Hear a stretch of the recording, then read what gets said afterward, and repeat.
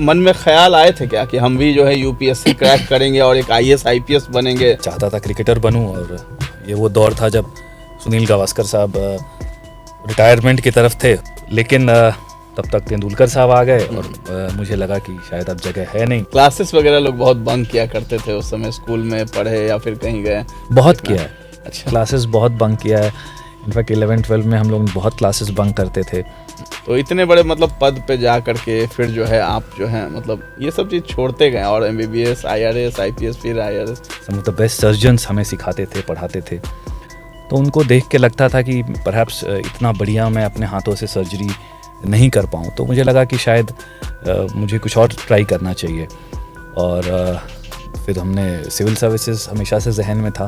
कभी ऐसा भी हुआ है कि आमना सामना हुआ हो, कोई क्रिमिनल प्रवृत्ति का आदमी हो जो स्मगलिंग कर रहा हो? रक्सौल स्टेशन पे करीब 4 से 5 करोड़ के आसपास का सबसे बड़ी खेप, one of the biggest e cigarette की पकड़ी गई, और उसमें तनातनी होती है। यूपी है, महाराष्ट्र है, हर जगह आप रहे हैं। बिहार को लेकर के क्या सोच रखा जाता है? कंट्री में जो विकास हुआ, जो डेवलपमेंट्स हुए, स्पेशली पोस्ट लिबरलाइजेशन 90s में, ये सच्चाई को स्वीकारने में मुझे कोई संकोच नहीं है कि बिहार शायद इन प्रदेशों से पिछड़ गया।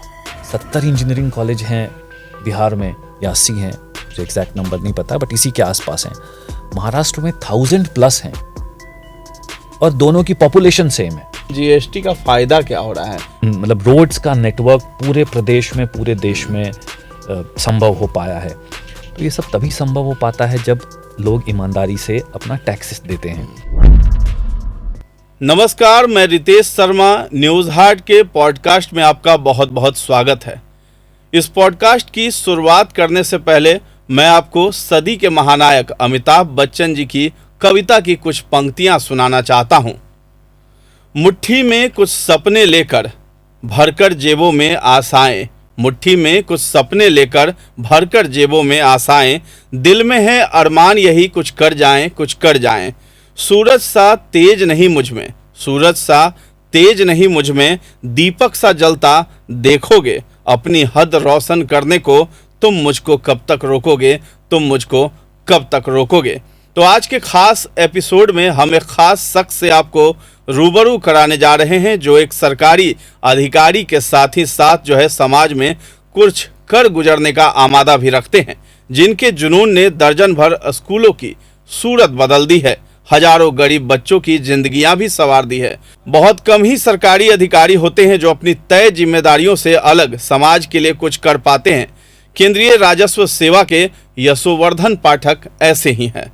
फिलहाल वो बिहार में जीएसटी आयुक्त के पद पर हैं। उनकी कोशिशों से बक्सर के करीब दर्जन भर स्कूलों की तस्वीर बदली है। इन स्कूलों में शौचालय, पेयजल, रंग रोशन की स्थिति भी बेहतर हुई है। वो शख्स आज आपके सामने हैं, जिनकी ख्याति दूर दूर तक प्रसिद्ध है। तो स्वागत है सर आपका हमारे न्यूज़ हार्ट के पॉडकास्ट में। बहुत बहुत तो एक सवाल है सर, सबसे पहले हम वहीं से शुरुआत करना चाहते हैं, और जहन में सभी के ये सवाल आता है, जो भी बच्चे होते हैं उनके मन में होता है कि हम बड़े होकर के जो हैं एक डॉक्टर बने, इंजीनियर बने, या फिर एक यूपीएससी का एग्ज़ाम जो है क्वालिफाई करें और एक आईएएस ऑफिसर बने। आपने जो है एमबीबीएस से शुरुआत किया, आईआरएस भी आपने क्रैक किया, आईपीएस भी क्रैक किया, फिर आप आईएएस में वापस आ गए। तो क्या बचपन में ऐसे मन में ख्याल आए थे क्या कि हम भी जो है यूपीएससी क्रैक करेंगे और एक आईएएस आईपीएस बनेंगे, या फिर जो है ये कस्टम जो कमिश्नर आप बने हैं, जीएसटी के पद पे हैं, उसमें हैं? तो ये कहाँ से ये मन में आपके ख्याल आया ये सब चीज़ का? नहीं, बचपन में तो मुझे क्रिकेटर बनने का शौक था जी। मैं क्रिकेट खेलता था और क्रिकेट मुझे बहुत पसंद था जी। तो बचपन में चाहता था क्रिकेटर बनूं, और ये वो दौर था जब सुनील गावस्कर साहब रिटायरमेंट की तरफ थे, और हमें लगता था कि शायद जगह खाली है तो उसमें बढ़ा जाए। लेकिन तब तक तेंदुलकर साहब आ गए, और मुझे लगा कि शायद अब जगह है नहीं। तो बहुत मुझे दुख हुआ, लेकिन फिर हमने सोचा कि शायद इस एनर्जी को हम कहीं और लगाते हैं। तो हमने पढ़ाई में शुरू किया, पढ़ाई की तरफ ध्यान लगाया, और सिविल सर्विसेज का तब शायद दिमाग में नहीं था। तब ये था कि बस क्लास में अच्छा परफॉर्म करना है, शिक्षा की तरफ, पढ़ाई की तरफ मन लगाना है। और उस समय हमारे दौर में केवल दो ही ज़्यादा प्रोफेशन चलन होता था, या तो इंजीनियरिंग करिए या डॉक्टर बनिए। तो क्लास 10 के रिज़ल्ट के बाद क्लास 10 में नंबर अच्छे आए, तो हमने मेडिसिन या इंजीनियरिंग में से एक चुनना था, तो हमने मेडिसिन को चुना। और सिविल सर्विसेज तब ज़रूर देखा था सिविल सर्विसेज को, और सिविल सर्विसेज के बारे में सुना था, बट ये नहीं था पक्का कि सिविल सर्विसेज देना है या सिविल सर्विसेज अटेम्प्ट करना है। उस समय बस केवल पढ़ने का शौक़ था, वो शौक़ धीरे धीरे थोड़ा सा जुनून में बदल गया, बट सिविल सर्विसेज करके उतनी क्लैरिटी नहीं थी। बस केवल था कि एक अच्छे प्रोफेशन में जाएं और जो भी हो सके पढ़ाई करें। तो बचपन में सर कोई रोल मॉडल ऐसा कोई जिसके तरह आप बनना चाहते हो बड़े होकर के?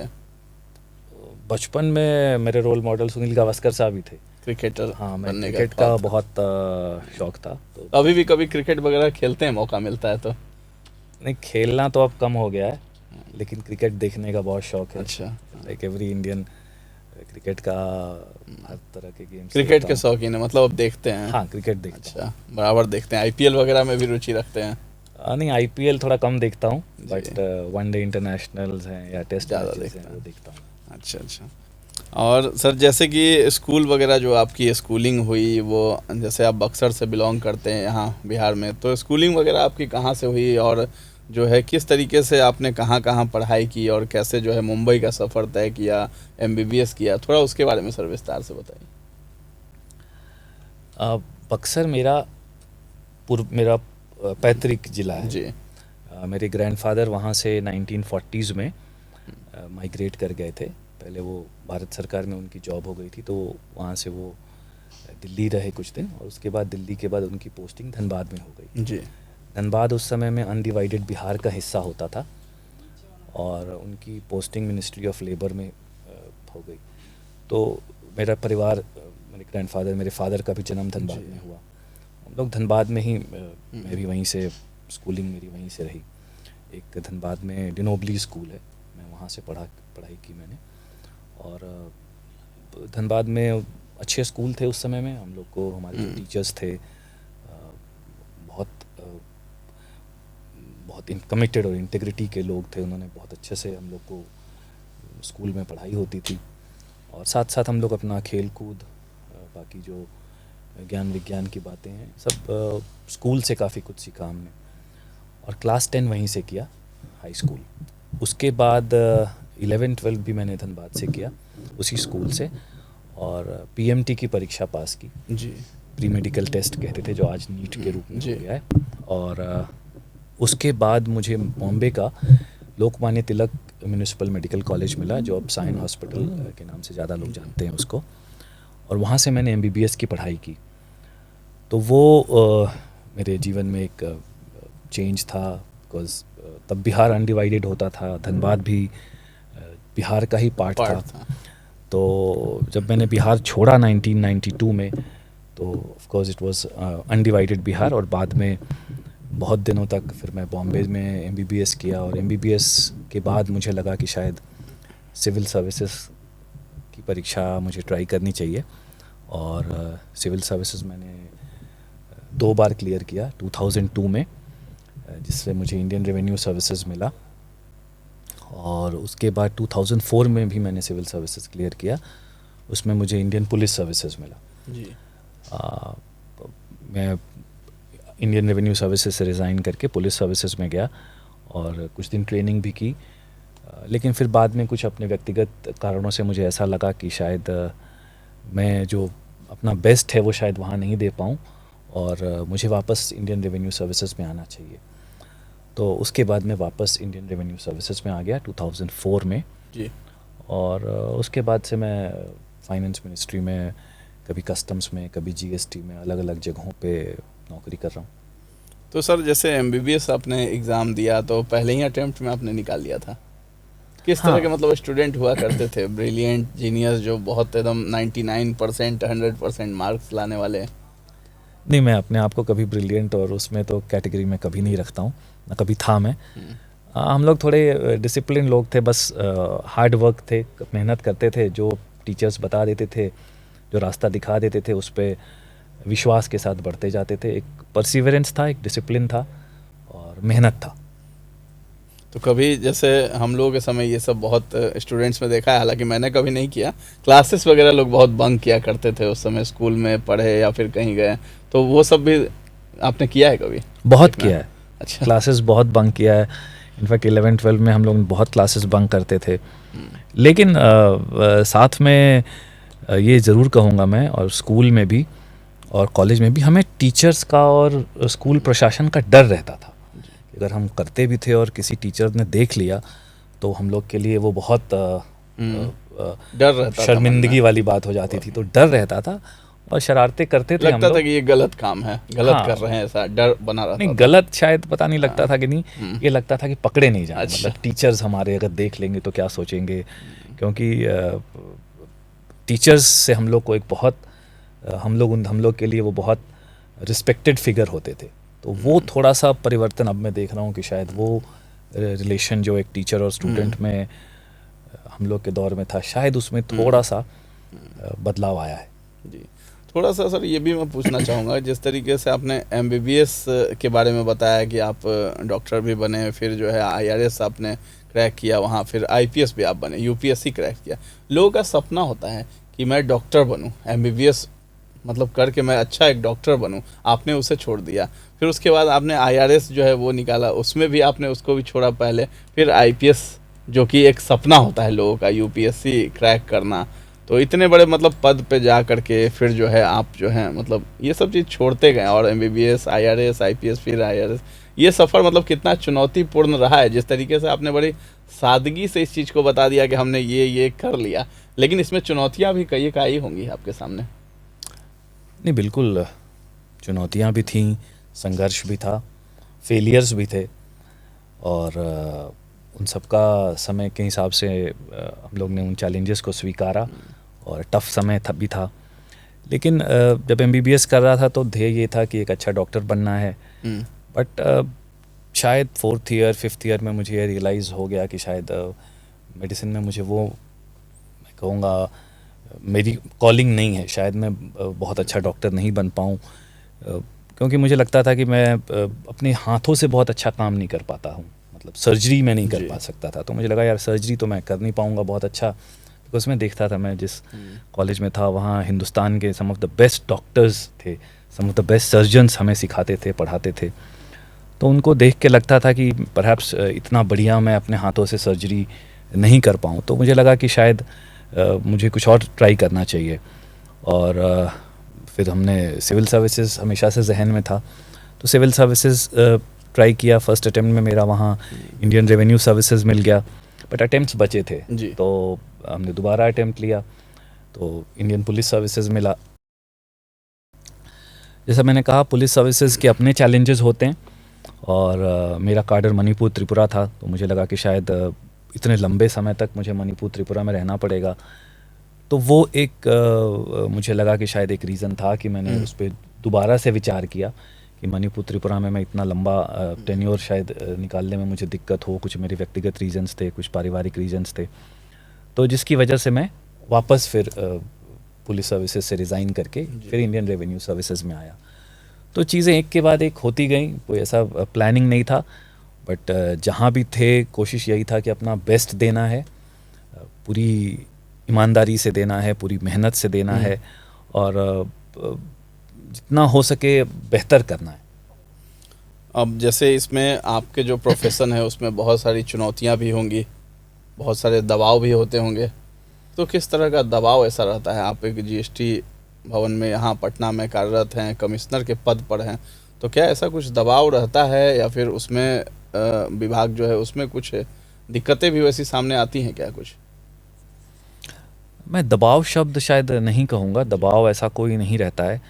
हाँ, चुनौतियाँ ज़रूर रहती हैं, बिकॉज़ हम लोग डिफरेंट स्टेट्स में काम करते हैं। इसके पहले मैं दिल्ली से आया, यहाँ पे नोएडा में पोस्टेड था, दिल्ली में पोस्टेड रहा हूँ, यूपी के ज़िलों में रहा हूँ, आगरा में रहा हूँ, कानपुर में रहा हूँ, लखनऊ में रहा हूँ।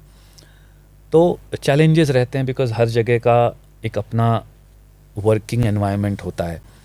तो जब मैं बिहार में आया तो यहाँ के लिए भी समझना था मुझे, बिहार की जीएसटी कलेक्शंस कैसी हैं, कस्टम्स में मैं यहाँ पे रहा, तो बिहार एक बहुत यूनिकली प्लेस्ड, बॉर्डर है, कस्टम्स के एंगल से यूनिकली प्लेस्ड स्टेट है, बिकॉज एक ऐसा बॉर्डर है जो दुनिया में यूनिक है, इंडो नेपाल बॉर्डर, जिसमें रोज़ करीब 8 से 10 लाख लोग इधर से उधर जाते हैं और एक तरीके से फ्री बॉर्डर है।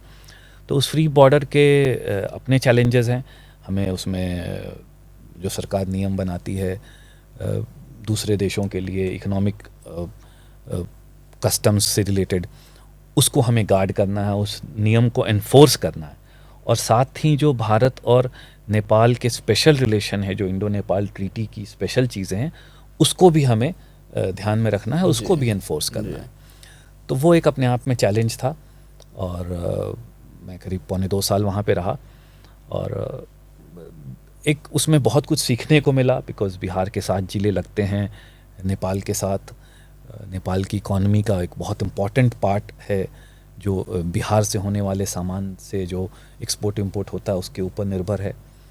तो ये चुनौतियाँ रहती हैं, इसको मैं दबाव नहीं कहूँगा। और इस चुनौतियों में हमेशा रहता है कि जो परफॉर्मेंस पिछले साल हुआ, अगले साल उसको और बेहतर करें। पिछले साल जो कमियाँ रहीं, उन कमियों की भरपाई हो। और जो सरकार, जो हमारी वित्त मंत्री जी, जो हमारे सीनियर अधिकारी, उच्च अधिकारी जो लक्ष्य हम लोग के लिए निर्धारित करते हैं, उन लक्ष्य को हम लोग पूरी तरह से उन लक्ष्य को पाएं, उन लक्ष्य को हासिल करें। तो इस तरह की चुनौतियां रहती हैं। तो जैसे सर ये ड्यूटी जब वहाँ निभानी होती है, इसमें तो जैसे 2 देश हैं, भारत है, नेपाल है। अब नेपाल से बहुत सारी ऐसी चीज़ें होती हैं जो स्मगलिंग करके यहाँ भारत में लाई जाती हैं, फिर भारत से नेपाल भी जाती हैं उस रास्ते से। तो उसमें जो है किस तरह का सामान वगैरह ज़्यादा होता है? और कभी ऐसा भी हुआ है कि आमना सामना हुआ हो, कोई क्रिमिनल प्रवृत्ति का आदमी हो जो स्मगलिंग कर रहा हो उस टाइप का, और वहाँ कुछ अलग ही वहाँ दृश्य क्रिएट हो गया होगा, कुछ ऐसा आमने सामने? बिल्कुल ऐसा होता है बिकॉज स्मगलिंग 2 कंट्रीज़ हैं तो, और बॉर्डर है, लैंड बॉर्डर इतना बड़ा है, तो स्मगलिंग होती है। जैसे आपने एक इंसिडेंट कहा तो मैं उसे बहुत इम्पॉर्टेंट मानता हूँ। अभी कुछ महीनों पहले नेपाल से स्मगलिंग हुई थी ई-सिगरेट की, इलेक्ट्रॉनिक सिगरेट की। और इलेक्ट्रॉनिक सिगरेट का सबसे one of the biggest consignments हम लोगों ने पकड़ा था रक्सौल पे। मेरी टीम के लोगों ने पकड़ा था, हमारे जो वहाँ पे असिस्टेंट कमिश्नर साहब थे या जो हमारे इंस्पेक्टर्स थे, सुपरिंटेंडेंट थे, उन्होंने रक्सौल स्टेशन पे करीब 4 से 5 करोड़ के आसपास का सबसे बड़ी खेप, one of the biggest e cigarette की पकड़ी गई। और उसमें तनातनी होती है, उसमें जो लोग होते हैं इसमें इन्वॉल्व, वो हमारे ऑफिसर्स पे दबाव डालते हैं। मतलब हर तरह की स्थिति के लिए हम तैयार रहते हैं, परेशानियां होती हैं।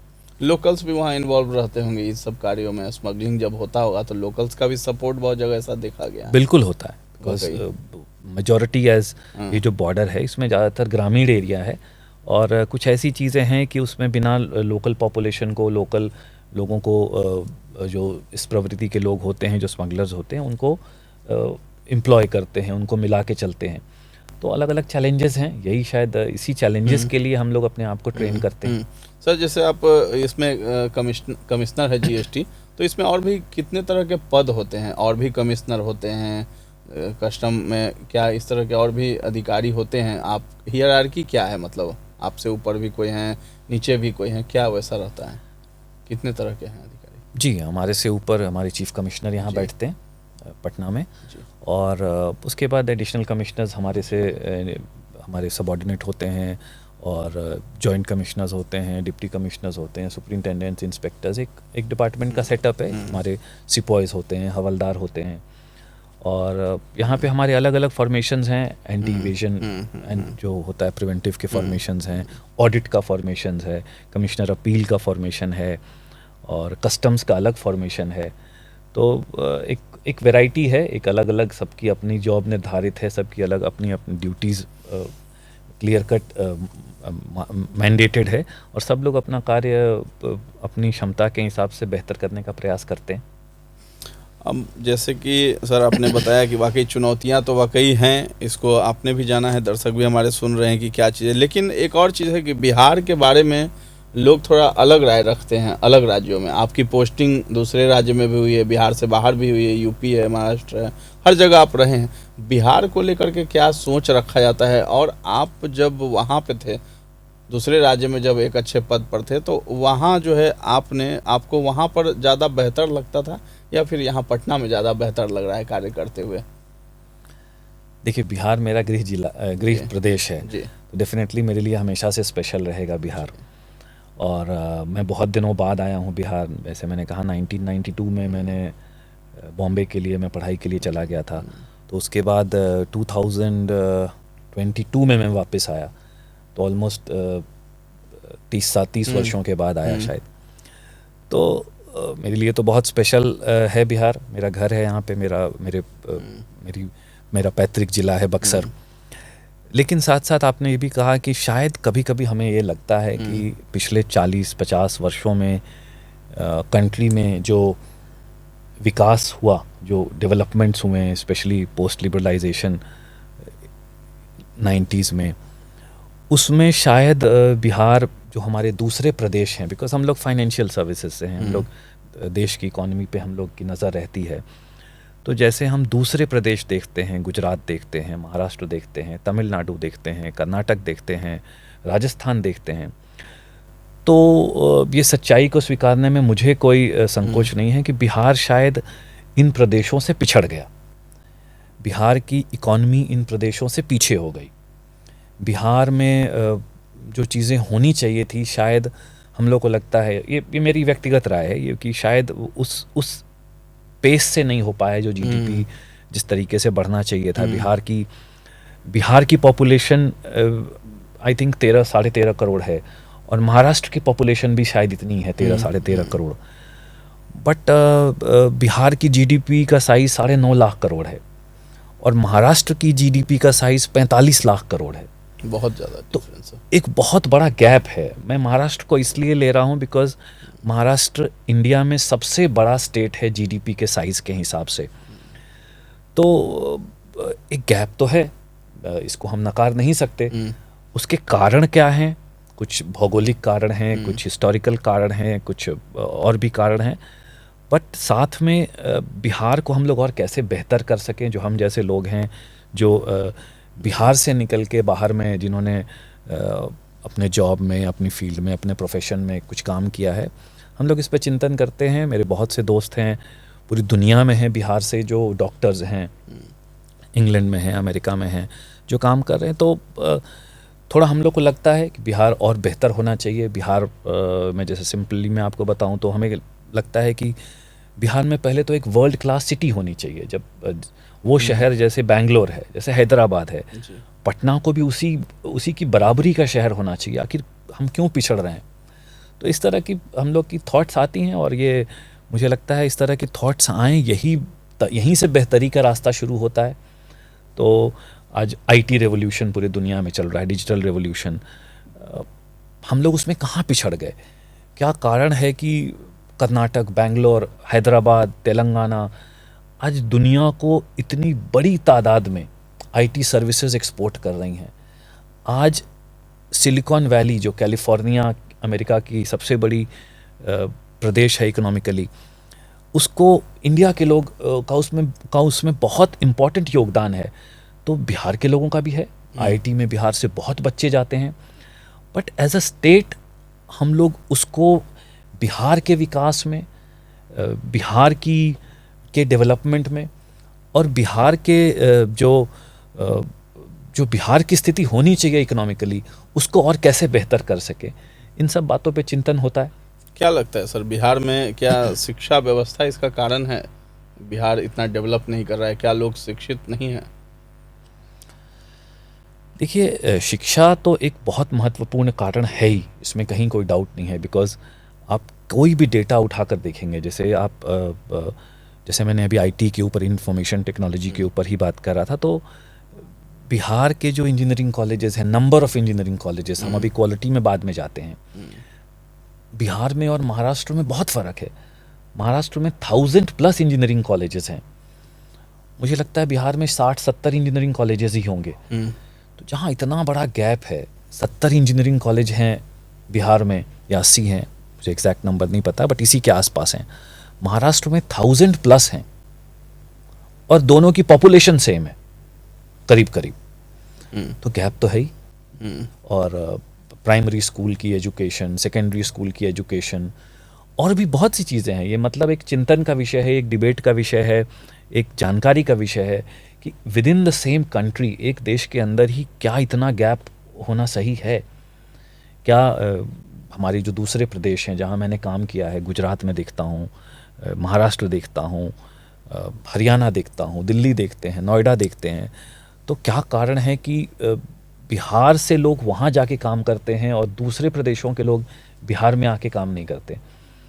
तो इस पूरी जो पोस्ट लिबरलाइजेशन जो ग्रोथ हुई देश की, आज माननीय प्रधानमंत्री जी जैसे कहते हैं, हम लोग एक भारत का एक विश्व गुरु के रूप में we have started our journey, and दुनिया इसको मान चुकी है कि भाई अगले जो 20 साल हैं, 25 साल हैं, 2047 तक हमारे पास टारगेट है। प्रधानमंत्री जी का एक विजन है कि भारत एक विकसित देश के रूप में हो जाएगा। तो भारत विकसित देश के रूप में होगा तो उसके लिए बिहार को भी उसी तेजी के साथ बढ़ना होगा। बिहार को भी जहाँ पे बिहार अभी है वहाँ से और ऊपर आना होगा। ये स्थिति शायद सही नहीं होगी कि हमारे जो दूसरे स्टेट्स हैं वो काफ़ी आगे हो जाएं इकोनॉमी में, जीडीपी में, जीडीपी ग्रोथ में, और बिहार की ग्रोथ बाकी स्टेट्स के मुकाबले स्लो रहे। हम देखेंगे सर, जैसे कि यहाँ से माइग्रेशन की समस्या बहुत ज़्यादा यहाँ शुरू से रही है। बिहार के लोग बाहर के राज्यों में जाते हैं क्योंकि वहाँ बेहतर उनको काम मिलता है। और ये भी देखेंगे कि जो एक लेबर क्लास है वो भी ज़्यादातर लोग तवज्जो देते हैं बाहर ही। तो हमारा राज्य ऐसा है कि यहाँ पर एक मज़दूर को भी प्रतिदिन यहाँ काम सही ढंग से नहीं मिल पाता है, तभी तो लोग 10-20 हज़ार के लिए अपने परिवार को छोड़ करके बाहर चले जाते हैं दूसरे राज्यों में। तो ये समस्या आखिर कैसे इसको मतलब यहाँ सॉल्व किया जाए? क्या लगता है कि किसी राज्य की भौगोलिक जो स्थिति है वो कारण है उसके डेवलपमेंट में, या फिर जो नेता हैं, राजनेता लोग जो जितने भी हैं, क्या वो लोग राजनीति कर रहे हैं और जो जनता है इस प्रदेश की वो राजनीति का शिकार हो रही है, अवेयर नहीं है, जानकारी नहीं है बहुत सारी चीज़ों की? क्या लगता है सर? देखिए, किसी के ऊपर टीका टिप्पणी करना तो मेरे लिए मर्यादित नहीं होगा, लेकिन कुछ भौगोलिक स्थिति जिम्मेदार है, बिकॉज एक लैंड लॉक्ड स्टेट है बिहार, जिसको हमें समझना पड़ेगा। एक समुद्र के का हमारा कोई बॉर्डर नहीं है, मतलब जिससे ट्रेड थोड़ा बेटर हो सके। लेकिन जो भी स्थिति है उसको हम लोग को मिलके सामूहिक रूप से बेहतर करना है। बिहार की अपनी पोटेंशियल है, बिहार के जो स्टूडेंट्स हैं, जो मैन पावर है, जो यहाँ के technocrats, doctors, engineers, civil servants, entrepreneurs, financial understanding, financial की समझ रखने वाले लोग, आईटी की समझ रखने वाले लोग ऐसे हैं जो पूरी दुनिया के लिए एसेट हैं। तो ये लोग मिलके हम लोग सामूहिक प्रयास करें तो बिहार और बेहतर हो सकता है और अच्छा हो सकता है। बिहार की इकोनॉमी व्यवस्था और बड़ी हो सकती है। और जिस माइग्रेशन की आपने बात की उसको हम बहुत कम से कम कर सकते हैं। ऐसा संभव है, ऐसा नहीं है कि ये बिल्कुल इसके ऊपर हम लोग कुछ नहीं कर सकते हैं, और प्रयास हो भी रहे हैं। ज़रूरत है उन प्रयासों को हम और बेहतर करने की, उसको और मजबूती प्रदान करने की, और साथ ही थोड़ा नई चीज़ें सोचने की, थोड़ी नई ऐसी क्या out of the box thinking जिसको हम लोग कहते हैं, कि कुछ ऐसा नया प्रयोग हो, कुछ ऐसी नई डेवलपमेंट की चीज़ें हों, विकास से संबंधित चीज़ें हों, जिससे बिहार भी देश के उन अग्रणी राज्यों में आए जिसकी जीडीपी, ग्रॉस डोमेस्टिक प्रोडक्ट जो है, जो कंट्री के एटलीस्ट टॉप 5 में आए। जब हम कंट्री के टॉप 3 में हैं पॉपुलेशन में, ह्यूमन रिसोर्सेज में, तो एटलीस्ट जीडीपी में हमें टॉप 5, टॉप 7 में तो बिल्कुल आना चाहिए। तो जी, आपने भी तो सर एक मिसाल पेश की है, बक्सर में जो है शिक्षा का मॉडल जो है अपना करके, और वहाँ के जो सरकारी विद्यालय हैं उसका पूरा रंग रूप आपने जो है पूरा बदलवा दिया है। तो ये कहाँ से जहन में आया? जैसा कि अभी आप बोल रहे थे कि मिल करके काम करना चाहिए, तो क्या इस काम में आपके साथ और भी लोग सहयोग देते हैं? क्योंकि प्रशंसा बहुत ज़्यादा होती है आपके इस कार्य की, तो क्या वो कार्य है, कैसे कैसे आपके मन में ये सब कुछ आया सर? नहीं, ये तो जो मैंने शुरू किया करीब 2.5 साल पहले, एक इत्तेफाक था, मेरा कोई प्लानिंग नहीं था ऐसा करने का। जैसे मैंने कहा, मेरा पैतृक गांव है बक्सर में, नियाजीपुर है वो गांव। तो मैं एक बार मैं बिहार यहाँ पे कुछ शनिवार के दिन था शायद, मैं खाली बैठा था, तो मुझे लगा कि मेरे को गांव देखना चाहिए अपना। तो मैं 2022 में अपने गांव विज़िट के लिए गांव में गया। तो मेरे घर के सामने ही एक सरकारी कन्या विद्यालय था। तो मेरी इच्छा हुई उसको देखने की। तो जब मैंने देखा तो मुझे कुछ बहुत अच्छा नहीं लगा देख के स्थिति। तो कोइंसिडेंटली उस समय हमारे पास माननीय प्रधानमंत्री जी का एक स्वच्छता मद होता था, हर विभागाध्यक्ष को भारत सरकार के दिया जाता है। तो कुछ उसमें उस मद से मैंने डिसाइड किया, मैं तब यहाँ पे कमिश्नर ऑडिट था जीएसटी में, मैंने डिसाइड किया कि जो भी इस मद का है उसको हम स्कूल में खर्च करेंगे, सरकारी स्कूल में, सरकारी कन्या विद्यालय में। तो वहाँ से ये सिलसिला शुरू हुआ। तो एक विद्यालय में काम करने के बाद मुझे बहुत अच्छा लगा। उस विद्यालय की बच्चियों को जब हमने स्थिति देखी कि जिस तरीके से हम लोग ने पानी की व्यवस्था वहाँ ठीक कर दी, बोरिंग करवाया, टॉयलेट्स को इम्प्रूव किया, उसमें टाइल्स लगवाई, पानी की व्यवस्था पाइपलाइन से कर दी, और उनकी बच्चों की छोटी मोटी जो डिमांड्स थी, ये सब हम लोग ने प्राइम मिनिस्टर स्वच्छता फंड से किया। तो मुझे बहुत अच्छा लगा। और बच्चों को भी देखा मैंने कि अगर आप एक काम कार्य कर रहे हैं और उससे 200-250 बच्चों की शिक्षा व्यवस्था अच्छी हो जा रही है, तो मुझे लगा ये तो बहुत सेटिस्फाइंग काम है। तो इसके बाद मैंने दूसरा स्कूल लिया जो कि मेरे गांव का हाई स्कूल था। तो एक के बाद एक ऐसे करते गए और बढ़ता गया, कारवां बढ़ता गया। 2 के बाद 4 स्कूल लिए, 6 स्कूल लिए लास्ट 3 सालों से। उसके बाद मुझे लगा कि शायद इसमें कुछ कॉरपोरेट्स को भी जोड़ना चाहिए मुझे। तो कॉरपोरेट सोशल रिस्पॉन्सिबिलिटी के तहत हमने कुछ कॉरपोरेट्स में, हमारे दोस्त हैं उनसे हमने रिक्वेस्ट किया। तो देश के कुछ बड़े कॉरपोरेट्स तैयार हो गए। उन्होंने स्कूल्स की स्थिति अच्छी की। जैसे मेरे गांव के हाई स्कूल में एक बड़े कॉरपोरेट ने स्टाफ रूम बनाया जो कि मुझे लगता है शायद बिहार में या उस एटलीस्ट बक्सर में किसी भी सरकारी स्कूल का one of the best staff room होगा। और वो कार्य को हमने अंजाम दिया। तो उससे टीचर्स का भी मनोबल बहुत अच्छा हुआ, प्रिंसिपल का भी मनोबल अच्छा हुआ। प्रिंसिपल ने लोगों को भी लगा कि उनके बैठने की जगह जहाँ पे वो लोग अपना टाइम स्पेंड करते हैं वो अच्छा हो रहा है। और इस वर्ष मुझे एक और फीडबैक हम लोग लेते रहते हैं। तो फीडबैक से एक और चीज़ें हमें लगी, हमें रियलाइज़ हुआ कि जब तक जैसे हम लोग होते हैं, हम लोग के जो सीनियर गवर्नमेंट ऑफिशियल्स होते हैं, हम लोग के जो बैठने का चेंबर होता है उसमें अटैच्ड वॉशरूम होता है। तो वो थोड़ा सा कॉमन वॉशरूम से बेटर रहता है, बिकॉज उसको कॉमन वॉशरूम को ज़्यादा लोग यूज़ करते हैं। तो मुझे लगा कि शायद जो प्रिंसिपल का चेंबर है, प्रिंसिपल के चेंबर में भी अटैच्ड वॉशरूम होना चाहिए। बिकॉज प्रिंसिपल हैं जो एक साथ 400-500 बच्चों के भागी विधाता हैं, वो उनके लिए इतनी तत्परता से लगे रहते हैं। तो जब तक प्रिंसिपल का चेंबर एक्सक्लूसिव नहीं होगा, जब तक स्टाफ रूम में टीचर्स के साथ के लिए अटैच्ड वॉशरूम नहीं होगा, उनको बैठने के लिए अच्छी जगह, अच्छी सुविधा नहीं प्रोवाइड की जाएगी, तो वो टीचर्स और वो प्रिंसिपल शायद अपने कार्य को में उतना कंट्रीब्यूट नहीं कर पाएंगे। उनको पहले उनकी स्थिति अच्छी करनी चाहिए, उनके बैठने की जगह। तो इस वर्ष हम लोगों ने 5 स्कूल्स में जो प्रिंसिपल का चेंबर है उसमें अटैच्ड वॉशरूम बनवाया, और जो स्टाफ रूम्स हैं उनमें अटैच्ड वॉशरूम बनवाया। तो इस तरह के प्रयोग हम करते रहते हैं। और जैसे मैंने कहा, इसका मेन जो है वो प्राइम मिनिस्टर स्वच्छता फंड से आता है, जो कि हमारे कार्य का एक हिस्सा है जी। तो कोई ऐसा कोई मिसाल और उस कैटेगरी में तो मैं नहीं कहूँगा, लेकिन हाँ, एक प्रयास था, एक प्रयोग था, और मैंने रिस्पांस देखा। एक टीम सी बन जाती है गांव में, गांव के लोग जुड़ जाते हैं, टीचर्स बहुत कीनली जुड़ते हैं, बच्चे बहुत खुश होते हैं, उनके लिए खेलने का कुछ प्रबंध हो जाता है, कुछ बैडमिंटन कोर्ट जैसे हम लोगों ने बनवाया। तो इस तरह का एक प्रयोग है, और मेरे गांव का है, मेरा होम डिस्ट्रिक्ट है, तो मुझे भी करने में अच्छा लगता है। और मैं इसको पर्सनली मॉनिटर करता हूँ, और सबके सहयोग से एक हम लोग छोटा मोटा ही सही एक प्रयास, एक छोटा मोटा परिवर्तन लाने का प्रयास कर रहे हैं, और थोड़ी बहुत सफलता शायद उसमें मिली है।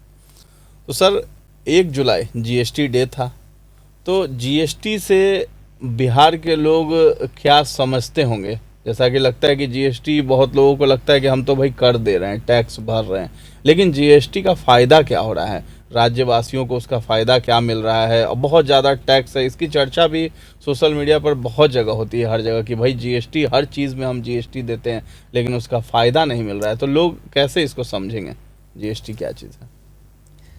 देखिए, किसी भी देश के, प्रदेश के विकास की बुनियाद टैक्सेशन है।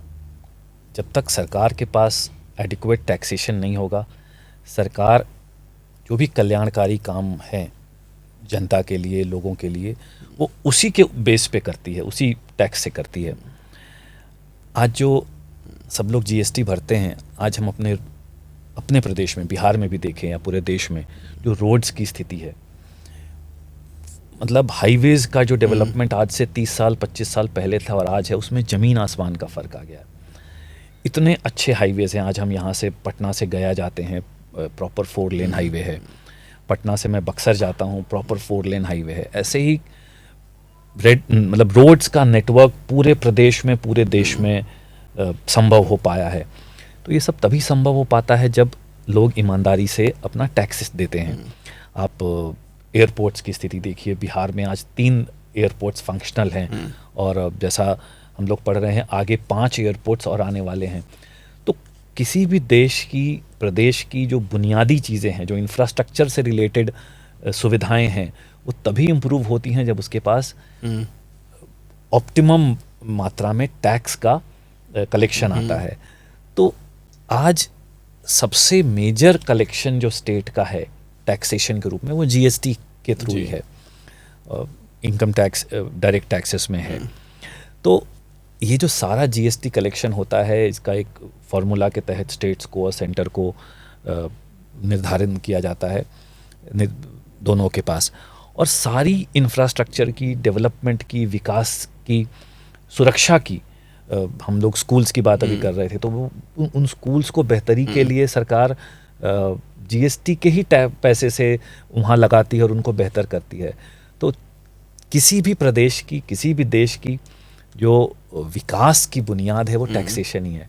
और अभी भी टैक्स टू जीडीपी रेशियो जो है, जो आइडियल होना चाहिए, हम लोग उससे अभी थोड़ा पीछे हैं। तो जीएसटी, जैसे जैसे जीएसटी कलेक्शंस बेटर हो रहे हैं, बेहतर हो रहे हैं, और विकास की दौड़ में, जैसे मैंने कहा कि हम सभी का स्वप्न है कि भारत एक विकसित राष्ट्र के रूप में उभर के आए। दुनिया भी इस उभरते हुए भारत को अब मान रही है कि हम विकासशील देश से अब बहुत जल्दी अगले 15-20 वर्षों में विकसित देश के रूप में आ जाएंगे। और बहुत सी ऐसी फील्ड्स हैं जहां पूरी दुनिया ने भारत का लोहा माना है, चाहे वो आईटी में हो, चाहे वो मेडिसिन के रिलेटेड चीज़ों में हो, चाहे वो स्पेस की टेक्नोलॉजी में हो। तो ये सब तभी संभव हो पाया है जब हमारे पास टैक्सेशन सही मात्रा में रहे। तो जो लोग टैक्स भरते हैं, हर सरकार, जो पूरी सरकार की, स्टेट गवर्नमेंट और सेंट्रल गवर्नमेंट दोनों मिलके उसका बेहतर से बेहतर यूटिलाइजेशन करते हैं। बेहतरी के लिए जीएसटी बिल्कुल दिया जाता है, वाकई। तो ये बताइएगा सर, जैसे जीएसटी कलेक्शन जो है बिहार का अन्य राज्यों के मुकाबले कितना रहा है इस बार? मतलब इस महीने का तो मैं जैसे अराउंड 1800 करोड़ रहा बिहार से, बिहार 1800 के आसपास, और ग्रोथ अच्छी रही, करीब मेरे को जितना ध्यान है 15% से ऊपर रहा। लेकिन पूरे कंट्री का अगर आप ये लें तो नेचुरली बिहार में चूँकि इंडस्ट्रीज़ कम हैं और उस तरह के बड़े सर्विस सेक्टर नहीं हैं, तो ओवरऑल कंट्री में शायद जो टॉप 10 स्टेट्स हैं बिहार उसमें नहीं आता होगा।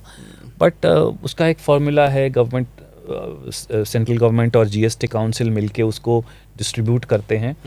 तो बिहार अपने आप में, बिहार की ग्रोथ बहुत अच्छी है, नेशनल एवरेज से हम लोग बेटर कर रहे हैं। तो बिहार की ग्रोथ अच्छी है और कलेक्शन भी धीरे धीरे बढ़ रहा है। जी, मतलब बिहार का अभी भी लेकिन पीछे है जीएसटी कलेक्शन में, क्योंकि इंडस्ट्रीज वगैरह यहाँ नहीं है, इस वजह से। हाँ, अगर आप बिहार की तुलना महाराष्ट्र से करें, तमिलनाडु से करें, गुजरात से करें, कर्नाटका से करें, तो बिहार का ओवरऑल कलेक्शन, जो टोटल कलेक्शन है, वो जो बड़े राज्य हैं इकोनॉमिकली, उनका जीडीपी चूँकि बड़ा है हमसे, तमिलनाडु का जीडीपी हमसे बड़ा है, गुजरात का जीडीपी हमसे बड़ा है, कर्नाटक का जीडीपी हमसे बड़ा है, हरियाणा का जीडीपी हमसे बड़ा है। तो इन स्टेट्स के मुकाबले बिहार में जीएसटी कलेक्शंस उनसे कम है। एक और सर ये सवाल है कि कोविड के समय में जब कोरोना काल था उस वक्त जो है आप हेल्थ मिनिस्टर के साथ भी थे, तो उस समय क्या चुनौतियां आई थी आपके साथ और किस तरीके से ये सब चीज़ से टैकल किया गया? और उस समय तो बहुत ज़्यादा आर्थिक मंदी वाला भी मामला यहाँ चलने लगा था कि बहुत सारी कंपनियां बंद थी, लोगों के जॉब जा रहे थे, तो उस समय का क्या दृश्य था और क्या चैलेंजिंग था, कैसे आपने क्या क्या किया उस समय? एग्जैक्टली मैं कोविड के समय तो नहीं था, कोविड के कुछ पहले मैं माननीय स्वास्थ्य मंत्री जी के साथ था, उनका निजी सचिव था भारत सरकार में। देखिए हेल्थ वो पीरियड जो मेरे लिए था उसमें मुझे एक नया पर्सपेक्टिव मिला, बिकॉज जैसा मैंने कहा मैं पढ़ाई से डॉक्टर हूँ, तो मुझे एज अ डॉक्टर एक हेल्थ एडमिनिस्ट्रेशन में काम करने का मौका मिला, हेल्थ पूरे कंट्री की हेल्थ एडमिनिस्ट्रेशन को क्लोजली देखने का मौका मिला, समझने का मौका मिला। और बहुत सी चीज़ें देखी हमने कि भाई जो नई नई स्कीम्स आ रही हैं, जैसे माननीय प्रधानमंत्री जी का एक बहुत रिवोल्यूशनरी स्कीम मैं कहूँगा है कि हर 2 जिले में एक मेडिकल कॉलेज होना चाहिए। अब ये धीरे धीरे ये स्वरूप ले रहा है कि ऑलमोस्ट एवरी 2 जिलों में के से एक मेडिकल कॉलेज, सरकारी मेडिकल कॉलेज होना चाहिए। तो ऐसी बहुत सी नई पॉलिसीज़ थी। आयुष्मान भारत उस समय लॉन्च हुआ, तो वो अपने आप में एक बहुत ही जैसे मैंने कहा क्रांतिकारी कदम है, बिकॉज़ आज भी जब हम लोग बात करते हैं अपने डॉक्टर फ्रेंड से या जब इकोनॉमी को देखते हैं और हेल्थ से संबंधित देखते हैं, तो मानते हैं कि insurance coverage, health insurance coverage बहुत कम है। तो बिकॉज और जब लोग भगवान न करे जब लोग किसी समस्या में आते हैं तब उनको जब उस तरह की का खर्चा वहन करना होता है तो वो बहुत उनके लिए दिक्कत हो जाती है। तो ऐसी बहुत सी पॉलिसीज़ हैं जो गवर्नमेंट जिन पे चिंतन होता है, विचार होता है और उनको इम्प्लीमेंट करने की कोशिश होती है, जिससे हेल्थ इंफ्रास्ट्रक्चर बेटर हो। और जैसे हमारे जो वर्ल्ड बैंक है उसका एक टारगेट है, WHO का सॉरी, कि 2.5% ऑफ द जीडीपी को पब्लिक हेल्थ में स्पेंड करना है। तो उस दिशा में अग्रसर हैं हम लोग, वो अभी तक हो नहीं पाया है बट उस दिशा में अग्रसर हैं और वो एक आइडियल टारगेट है। तो जो परसेंटेज ऑफ जीडीपी जिसको हेल्थ में स्पेंड करना है धीरे धीरे उसको बढ़ाया जा रहा है और उसको और बेहतर किया जा रहा है। जहाँ तक कोरोना का सवाल था, कोरोना अपने आप में एक पूरी दुनिया के लिए चैलेंज था, बट जिस तरीके से भारत ने, जिस तरीके से एज अ कंट्री हमने उसको फेस किया, जिस तरीके से जितनी तत्परता से इंडिजिनस वैक्सीन आई, पूरी दुनिया में उसकी तारीफ हुई। हमने वैक्सीन एक्सपोर्ट किए और इट वाज एक ऐसा चैलेंज था जिसमें विकसित देश भी ऑलमोस्ट बहुत परेशान हुए। तो इतनी बड़ी पॉपुलेशन 1.4 बिलियन पॉपुलेशन के साथ कोविड जैसे चैलेंज को देश ने मिलके उसको हैंडल किया, उसको टैकल किया। और मैं स्पेशली सारे जो हमारे हेल्थ से जुड़े प्रोफेशनल्स थे, हमारे डॉक्टर्स थे, हमारे नर्सेस थी, जो बाकी जो लोग जुड़े थे, सब ने अपनी जिम्मेदारी निभाई, अपने दायित्व को निभाया और हम लोग उससे निकल के आ गए और बहुत अच्छे से आए। तो चलिए सर, कुछ बिहार के बारे में और बातचीत कर लेते हैं कि बिहार जैसे है, तो बिहार एक ऐसा प्रदेश है जो कि अन्य राज्यों के मुकाबले थोड़ा पिछड़ा है, अभी बहुत पीछे भी है। तो आने वाले समय में जिस तरीके से जो कर वसूला जाता है, ये सब चीज़ें होती हैं और बिहार बहुत जल्दी डेवलप भी अब कर रहा है जिस तरीके से, तो आने वाले 10-15 सालों में बिहार को आप कहाँ देखते हैं? देखिए, हम लोग तो हम बिहार से ही बिलोंग करते हैं, तो हम लोग तो चाहेंगे कि बिहार और बेहतर हो और तेज़ी से ग्रोथ हो, और ग्रोथ हो भी रहा है। जो बिहार की जीडीपी ग्रोथ है बहुत से स्टेट से बेटर है। हमारे यहाँ एजुकेशन की जो स्कूल्स हैं, कॉलेजेस हैं, इंजीनियरिंग कॉलेजेस हैं, मेडिकल कॉलेजेस हैं और ज़्यादा से ज़्यादा खुलें। जो फाइनेंशियल नॉलेज है, जो एंटरप्रेन्योरशिप है, थोड़ा सा जो हमें कभी कभी लगता है कि जो प्राइवेट इन्वेस्टमेंट है, जो प्राइवेट कैपिटल जिस क्वांटिटी में, जिस वॉल्यूम में बिहार में आना चाहिए, वो शायद नहीं आया पिछले कुछ वर्षों में। फॉरेन कैपिटल नहीं आया, जो एफडीआई जिसको हम कहते हैं। तो अब उस दिशा में प्रयास हो रहे हैं। और मेरी लगता है कि ऐसे बहुत सेक्टर्स हैं, जैसे टूरिज़्म है, टूरिज़्म में बिहार में बहुत पोटेंशियल है। उस पोटेंशियल को अब टैप किया जा रहा है, उसको बेहतर किया जा रहा है, उसको बढ़ाया जा रहा है। जैसे मैंने अभी पढ़ा कि 5 एयरपोर्ट्स आएंगे, तो वो एक अपने आप में बहुत बड़ा स्टेप होगा। और बिहार की जीडीपी को बढ़ाना है, बिहार के विकास को बढ़ाना है, तो एक सामूहिक प्रयास उसमें हो रहे हैं। और सब लोग उसको इस चीज़ को मान रहे हैं कि बिहार का जितना पोटेंशियल था, शायद उतने पोटेंशियल तक अभी हम लोग नहीं पहुंचे, और हमें और बेहतर करना है और दूसरे प्रदेशों से सीखना भी है। सबसे बड़ी जो चीज़ है कि जब तक हम दूसरे प्रदेश जिन्होंने हमसे बेहतर किया है पिछले 30 वर्षों में, हमें उनसे सीखना है। उनके जो, जैसे हम कहते हैं, उनके जो बेस्ट स्टेप्स हैं, जो उनके जहाँ उन्होंने अच्छा काम किया, वो हमको बिहार में इम्प्लीमेंट करना है। और मुझे विश्वास है कि उस दिशा में कार्य हो रहा है और उस दिशा में आगे और तेज़ी से काम होगा। और बिहार से बहुत सारे लोग शिक्षा पे बात कर लें कि लोग सरकारी नौकरी करना चाहते हैं, और बहुत सारे ऐसे लोग हैं जो कि यूपीएससी भी क्रैक करना चाहते हैं। तो उनके लिए सर क्या संदेश देना चाहेंगे जो लोग यूपीएससी की तैयारी कर रहे हैं बिहार में? देखिए, यूपीएससी एक अच्छा प्रोफेशन है, जो लोग तैयारी कर रहे हैं उनको मेरी शुभकामनाएं हैं। बट साथ साथ हमें ये भी देखना पड़ेगा कि जो आने वाला फ्यूचरिस्टिक समय है, जो फ्यूचर है जी, आज से 100 साल बाद, 50 साल बाद, एक वी आर लुकिंग फॉर मतलब एंटरप्रेन्योरशिप। जब तक जो अमेरिका बना था, ये कोई ब्यूरोक्रेसी ने अमेरिका नहीं बनाया था। जो दुनिया के सबसे बड़े देश हैं, इनको ब्यूरोक्रेसी नहीं बना सकती है। उसके लिए आपको नए प्रयोग करने पड़ेंगे, आपको रिसर्च करना पड़ेगा, इनोवेटिव आइडियाज़ लाने पड़ेंगे। आज जो दुनिया की 5 बड़ी कंपनीज हैं, गूगल है, माइक्रोसॉफ्ट है, फेसबुक है, ब्यूरोक्रेसी के अपने लिमिटेशंस हैं। तो जब तक बिहार से एक फेसबुक जैसी कंपनी नहीं आएगी, जब तक बिहार से एक एप्पल जैसी कंपनी नहीं आएगी, जब तक बिहार से एक गूगल जैसी कंपनी नहीं आएगी, और ये बात मैं बहुत दावे के साथ कह रहा हूँ, और मैं ऐसे लोगों के साथ काम किया है मैंने, कि बिहार में वो पोटेंशियल है। बिहार के बच्चों में, जो बिहार की नेक्स्ट जनरेशन है, उनमें वो पोटेंशियल है कि वो यहाँ से एक फेसबुक जैसी कंपनी का निर्माण कर सके। तो मैं तो, जो मेरे बिहार के यूथ हैं, जो पढ़ने वाले बच्चे हैं, उनसे यही मेरी आग्रह है, मेरा यही उनसे अपील है कि पढ़ाई की तरफ जाएं, टेक्नोलॉजी की तरफ जाएं, रिसर्च की तरफ जाएं, एंटरप्राइज की तरफ जाएं। आप नए नए उद्योग लगाएं, नया नया व्यापार करें, छोटे से ही शुरू करें, बट करें। टेक्नोलॉजी से की तरफ जाएं, देखें दुनिया में, पढ़ें, जानें, जानकारी रखें। कभी कभी मुझे लगता है कि जितने बच्चे मोबाइल पे लगे रहते हैं, मोबाइल पे भी अगर आप काम कर रहे हैं तो कंस्ट्रक्टिव काम करें, उसको, टेक्नोलॉजी को आप अपनी बेहतरी के लिए यूज़ करें। मोबाइल पे खाली हिंदी और भोजपुरी गाने सुनने के लिए मोबाइल का इस्तेमाल नहीं करें। वाकई कुछ व्यक्तिगत भी सवाल करना चाहूँगा सर, जैसे कि आप बहुत ही सभ्य व्यक्ति सामने से नज़र आ रहे हैं, गंभीर भी हैं, तो क्या गुस्सा वगैरह भी आता है कभी? किसी मौके पर बहुत ठहाके लगा के भी हंसते भी हैं क्या? दोनों करते हैं, हंसते भी हैं और गुस्सा भी आता है सर, किसी बात पे, कौन सी बात पे गुस्सा ज़्यादा आता है आपको? गुस्सा, मुझे हिपोक्रेसी पे गुस्सा आता है। मतलब जब आप जो नहीं है वो दिखाना चाहते हैं, या जो आप नहीं है वो आप बताना चाहते हैं, तो मैं गुस्सा तो नहीं कहूँगा, तो नाराज़गी होती है, नाराज़ हो जाते हैं।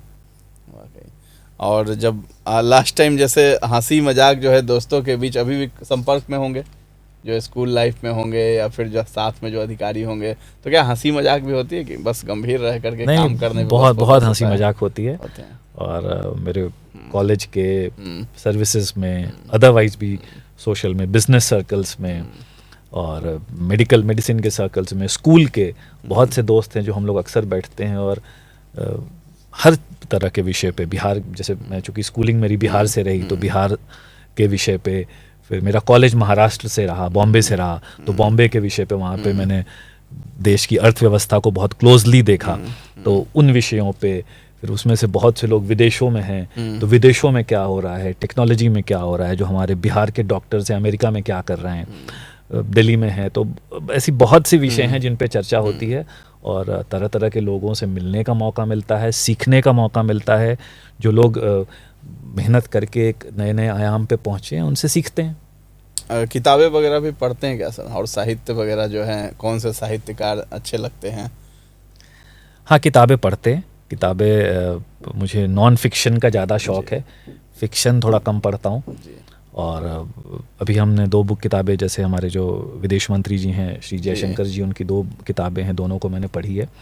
और इस तरह के जो जहाँ पे फ्यूचरिस्टिक विज़न है, चाहे वो टेक्नोलॉजी के ऊपर है, इकोनॉमी के ऊपर है, क्योंकि इकोनॉमी मेरा कार्य से संबंधित फेवरेट विषय है और मेरा मतलब कार्य क्षेत्र भी है, तो अर्थव्यवस्था के ऊपर पढ़ना मुझे बहुत शौक़ है। इधर बिहार में हूँ तो बिहार के ऊपर पढ़ता हूँ, इंडो नेपाल के ऊपर पढ़ रहा हूँ। बिहार के ऊपर कभी कभी कुछ लिखने का भी मन करता है, क्योंकि मेरे को अब 3 वर्ष हो जाएंगे बिहार में और मेरा गृह प्रदेश है। तो मुझे बहुत अच्छा लगा यहाँ पे। बहुत सी चीज़ें जो मैं शायद 30-35 वर्षों में दूर से सुनता था और देखता था, अब बिहार को मैंने यहाँ रह के 3-3.5 वर्षों में देखा है जी। तो इन विषयों पर पढ़ता हूँ। इन विषयों के ऊपर जो भी जानकारी मिलती है उसको सहेजता हूँ और उस पे उससे एक व्यू पॉइंट बनता है। कौन से राजनेता हैं जो आपको अच्छे लगते हैं सबसे ज़्यादा? नहीं, राजनेता तो जैसे हमारे माननीय प्रधानमंत्री जी हैं, जो उनका विजन है अभी देश के लिए, हम सबको इंस्पायर करता है। तो हमारे लिए तो सबसे बड़े आदर्श स्वयं प्रधानमंत्री जी हैं। जी। फिल्म वगैरह देखने का शौक़ रखते हैं क्या सर? बचपन में कोई फिल्म वगैरह देखी हो जो अच्छा लगा हो, कोई बेहतरीन, या फिर अभी भी देखते हैं? नहीं, फिल्म तो हमेशा देखते हैं। फिल्म लास्ट मूवी कौन सी देखी आपने? मैं मूवी देखता हूँ। अभी जो एक राजकुमार राव जी की मूवी थी वो देखी मैंने, भूल चूक माफ देखी। मैं कोशिश करता हूँ थिएटर में जाके देखूं। तो परिवार के साथ जाते हैं? हाँ, परिवार के साथ जाते हैं। तो फैमिली टाइम भी मतलब आप देते हैं, एंजॉय करते हैं? बिल्कुल। ठीक है सर। तो कौन से मतलब हीरो ऐसे हैं जो कि बॉलीवुड में जो आपको पसंद आते हो, या फिर हॉलीवुड के कोई हैं अगर पसंद है तो? नहीं, बॉलीवुड ही मैं ज़्यादा देखता हूँ। और जैसे अभी राजकुमार राव को ही देख रहा हूँ मैं, मुझे अच्छे लगते हैं। मनोज वाजपेयी जी अच्छे लगते हैं। और अमिताभ बच्चन जी ऑफ कोर्स सब उनसे इंस्पायर रहते हैं। उन्होंने बहुत लंबे समय तक कार्य किया है। और मनोज कुमार जी मुझे बहुत अच्छे लगते थे, पुराने फिल्म एक्टर्स में से। और नए में से राजकुमार राव जी हैं। मतलब आजकल तो थोड़ा जल्दी चेंज हो रहा है, इसलिए कोई पसंदीदा एक नहीं है, बट मैं मूवीज़ देखता हूँ। जी। फेसबुक, व्हाट्सएप जो सोशल मीडिया का भी दौर है, तो क्या किस ऐप पे ज़्यादा देर तक रहते हैं या नहीं रहते हैं? मैं कोशिश करता हूँ कम से कम रहूँ, लेकिन शायद अब उसके बिना ये पॉसिबल नहीं है। और पूरी तरह से टेक्नोलॉजी से बाहर रहना भी ठीक नहीं है, बिकॉज टेक्नोलॉजी एक बताता है आपको कि आगे किस तरह के चैलेंजेस और डायरेक्शन कहाँ जा रहा है सोसाइटी का और विश्व का। तो फेसबुक यूज़ करता हूँ, कभी कभी ट्विटर बहुत कम करता हूँ, बट कभी कभी करता हूँ। व्हाट्सएप तो हम लोग रेगुलरली व्हाट्सएप पे रहते हैं, हमारे काम के लिए भी व्हाट्सएप इम्पॉर्टेंट है, तो व्हाट्सएप यूज़ करते हैं।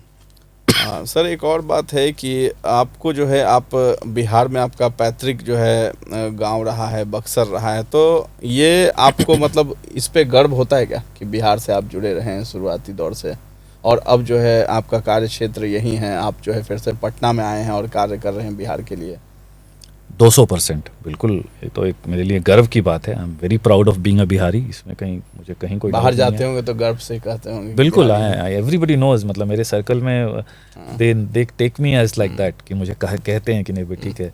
और मैं भी अपने आप को मतलब 100% बिहारी मानता हूँ। हाँ, ये अलग है कि मेरा जो बचपन गुजरा वो अब झारखंड में आता है।